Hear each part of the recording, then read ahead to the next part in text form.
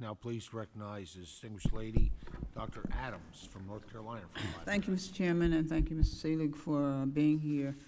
I want to follow up on the ranking member's question, and also Mr. Costa made reference to this. In terms of the new regulations, and you being the only sitting commissioner, did you say that you would move forward with making major new regulations? Did I understand you say that?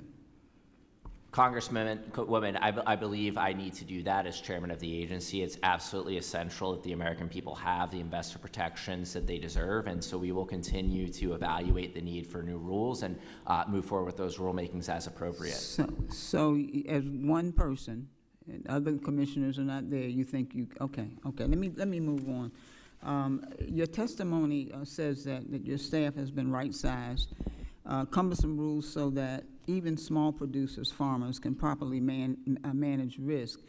But we haven't seen any proposed rule changes announced by the Commission, just the ANPR on prediction markets. So can you explain what rules you have changed that directly impact farmers, and how was this done without notice and comment?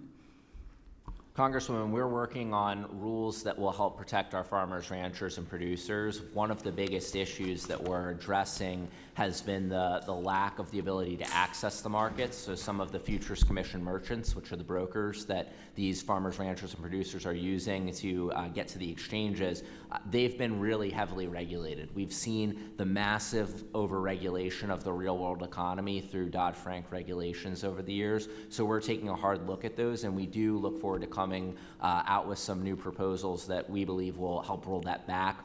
We are also looking at the swap dealer de minimis threshold. As I mentioned in my opening statement, there are many of these dealers out there who are reticent to transact with the smallest producers, whether it's in energy, agriculture, or critical minerals. And so we're hoping to take a look at what sorts of swaps get calculated into the swap dealer registration threshold to help. Thank you. Let me move on. So the Financial Times reported that U.S. broker Robinhood has excluded some prediction markets and some contracts from their customers over concerns they encourage manipulation and inside trading. They're particularly worried about so-called mention contracts, where wagers are made on words that will be used at certain speeches or events.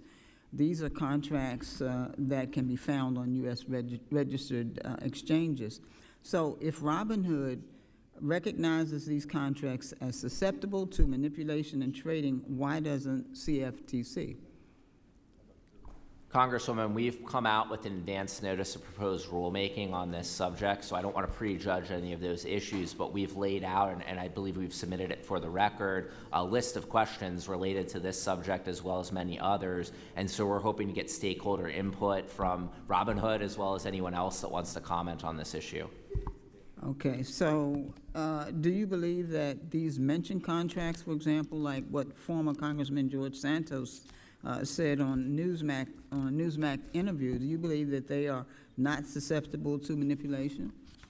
Well, Congresswoman, I'm not going to prejudge these questions. As I mentioned, of course, the exchanges are the first line in determining whether a contract is readily susceptible to manipulation, and it's a very serious matter to self-certify that and to certify to the Commission that that is the case. We evaluate that, and we will continue to do so, but it's really important that we get the input from the community on these issues through our rulemaking process. So let me ask about this enforcement report. Typically, the CFTC publishes this enforcement report during the quarter at the end of the fiscal year, October 1 through December 31. It's 6 months and a half past it since fiscal year 25 has ended, and the CFTC still has not published its 2025 enforcement report, which would primarily cover the period of your predecessor. So is it your decision to withhold publication of this report? If so, why? And if not, whose decision is it?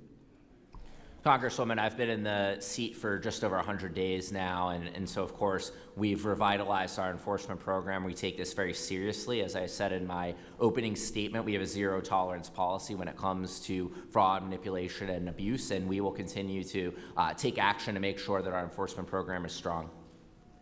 Thank you, Mr. Chairman. I yield back.